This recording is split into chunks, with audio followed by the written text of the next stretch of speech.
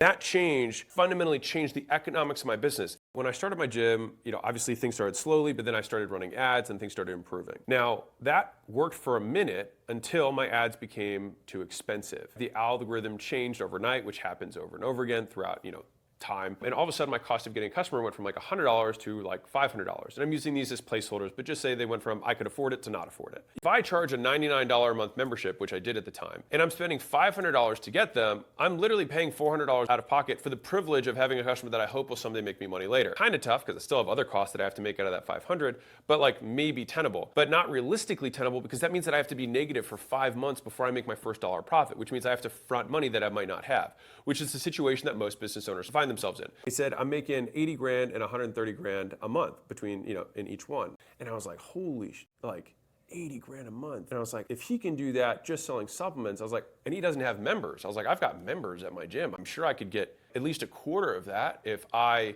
tried. I then, bought a bunch of supplements. I couldn't figure out how to get them to actually buy. But eventually I was able to figure out how to get them to buy. Once I did, that took my person walking in the door, and then I was able to get them to buy a few $100s in supplements in the first 48 hours. And then after that point, all of a sudden I could afford to run ads again. That very small change of just saying, oh, I'm just gonna sell them supplements after they come to my gym,